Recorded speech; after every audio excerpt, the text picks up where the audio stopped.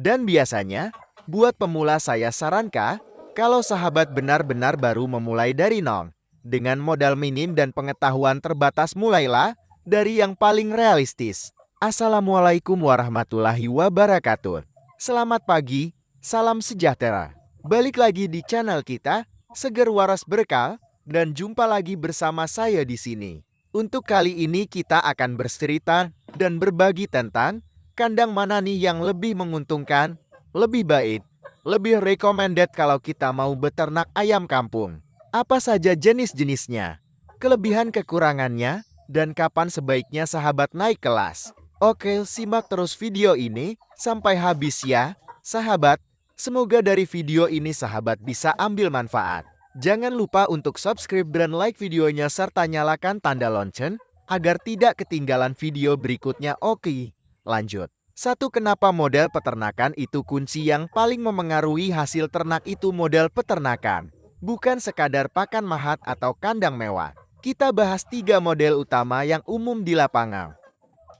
Umbaran, semi-intensif semi-umbaran, dan full intensif close tertutup. Saya jelaskan pelan-pelan, pakai bahasa lapangan, plus-plus contoh kasusnya. 2 model 1 umbaran full dilepas gambaran umum. Ini yang paling banyak di desa. Ayam dilepas pagi setelah diberi makan seadanya. Sore dikandangkan lagi. Kandangnya biasanya sederhana, istilahnya kandang hasalan, yang penting melindungi dari cuaca dan predator manusia. Apalagi jelang hari raya. Hati-hati. Kelebihan, biaya pembuatan kandang paling hemat.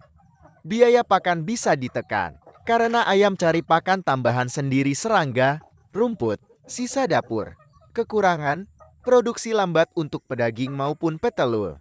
Perkawinan tidak terkontrol, bisa kawin dengan ayam luar, ayam tetangga. Sulit atur silangan atau strain, panen lebih lama karena perawatan tidak maksimal. Risiko biosecurity rendah, ayam bisa bawa penyakit dari luar saat keluyuran. Catatan lapangan, modal ini cocok banget untuk start dari nol, modal tipis. Tapi sahabat harus sadar, target produksi tidak bisa dikejar cepat. Fokusnya belajar ritme harian dulu. 3 model 2 semi-intensif semi-umbaran gambaran umum. Ayam masih diumbar, tapi dalam satu pekarangan berpagar. Ini model yang lama saya pakai. Kita sudah bisa kontrol area gerak ayam, tahu jalur ayam, dan pakan lebih terkontrol. Kelebihan, pakan lebih terukur, hampir 100% dari pemberian kita.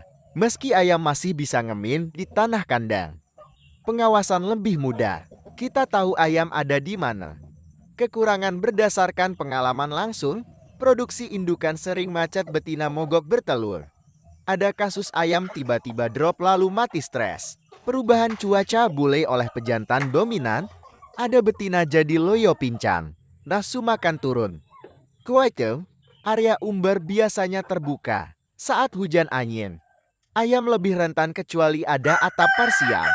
Catatan lapangan, kalau sahabat pilih semi umbara, siapkan penedul atau atap parsial dan sudut kering. Minimalkan buli dengan rasio jantan, betina yang sehat dan sekat bila perlu. 4 model 3 full intensif close tertutup gambaran umum. Ayam dikandangkan penuh, tidak turun tanah. Ada kandang koloni indukan.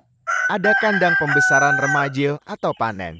Ventilasi, pakan, minum, sanitasi, dan biosecurity dipegang penuh oleh peternak. Ini model produksi tertinggi. Kelebihan, kontrol total, pakan, minum, suhu, sirkulasi, kebersihan, produksi lebih baik dari model lain. Risiko cacingan parasit internal minimal, snot bisa ditekan, amonia bisa dikelola. Kekurangan, biaya awal besar bahan, rangka, lantai, dinding, ventilasi, listrik. Peralatan butuh disiplin dan pengetahuan lebih, manajemen kepadatan, sirkulasi, pembersihan rutin.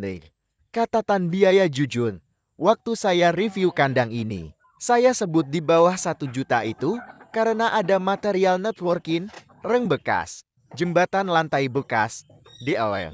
Yang saya bayar utama itu balok gelagar, pipa, dan beberapa bahan kunci. Kalau sahabat pemula, modal minim dan sumber daya terbatas. Jangan paksakan full intensif dulu. Bangun bertahap. 5 rekomendasi roadmap pemula modal minim naik kelas 1, mulai dari yang ada, kalau di pelosok pedesaan dan modal tipis. Umbar dulu, tapi siapkan kandang malam yang aman dari hujan dan angin dan maling 2. Naik ke semi umbaran saat populasi bertambah. Pasang pagar pembatas, atur rut ayam, sediakan area kering, dan atap parsial. Awasi buli pejantan. 3. Masuk full intensif bertahap, bangun kandang koloni indukan dan kandang pembesaran. Pakai material ekonomis, ram atau bekas molding. Papan limbah tetap kuat dan aman. Kawat ram yang pas. Tip hemat material, datang ke molding atau serutan kayu. Minta limbah rang kadang bisa gratis atau lebih murah. Itu mengurangi biaya rangka. Tetap seleksi yang layak pakai, ya sahabat. 6 wajib punya. Box brooding box magic tutup rapat di luar model apapun. Ini wajib kalau sahabat ingin percepatan populasi. Kenapa? Karena fase pengasuhan induk 2,53 bulan itu memperlambat produksi. Solusinya, sistem culik DACE skenario nyata, 2 induk betina, 1 jantan. Tiap induk rata-rata 12 butir total 24. Anggap 4 gagal menetas 20 DOC. Begitu DOC bulu kering, culik masuk box brooding lampu, pakan, minum. Induk dimandikan 3 hari berturut saat hari panas kembalikan suhu, jemur. Naluri mengeram turun. 10-12 hari siap produksi lagi. Hasilnya, dalam kurang lebih 56 hari sekitar 2 bulan, sudah turun DOC lagi, setahun bisa 6 kali produksi. Kalau sekali rata-rata 20 DOC, setahun kurang lebih 120 ekor. Generasi pertama seleksi jadi induk baru. Sisanya dijual untuk biaya pakan dan bangun kandang.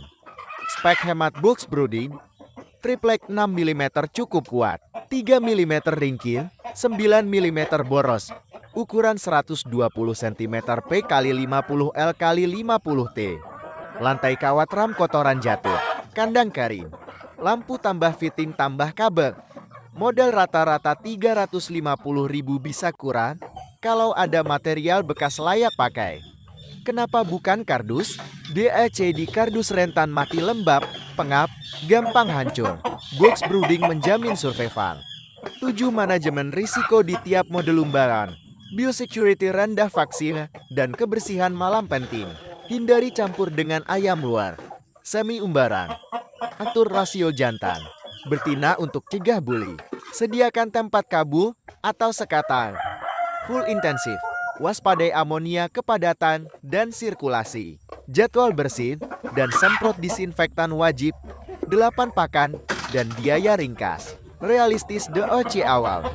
Fokus pakan pabrikan protein 21% BR1 bagi 511 setara agar tumbuh cepat dan seragam. Belajar ransum alternatif bertahap, bekatun, ampas tahu, hijau. Survei harga lokan untuk tekan cost. Ingat, biaya terbesar itu pakan. Manajemen pakan sama dengan kunci profit. 9 mindset pemula anti gagal. Jangan memaksakan model kandang di luar kapasitas modal ilmu. Jangan tergiur visual kandang profesional di medsos. Ikuti tahap sesuai kemampuan. Ilmu sederhana yang mudah ditiru lebih bernilai daripada teori canggih yang tak terpakai. Target tahun pertama, bangun sistem, bukan cari untung. Putar hasil untuk kandang dan alat, 10 penutup dan motivasi. Jadi, sahabat, kandang terbaik adalah yang sesuai kapasitas sahabat saat ini. Kalau pasnya umbaran, umbar dulu. Semi umbaran gas pelan-pelan. Kalau sudah siap, naik ke full intensif. Yang penting konsisten, bersih, disiplin, dan punya box brooding supaya produksi nggak kehambat oleh fase pengasuhan. Oke ya, sahabat, ini tadi pemaparan lengkap tentang model peternakan dan mana yang lebih baik menurut kondisi sahabat sendiri. Semoga seger waras berkah terus bisa kasih motivasi dan inspirasi untuk beternak skala rumahan mandiri. Jangan lihat populasi sekarang, lihat kedisiplinan dan kemauan belajar. Insya Allah populasi bakal besar tanpa perlu waktu sangat lama.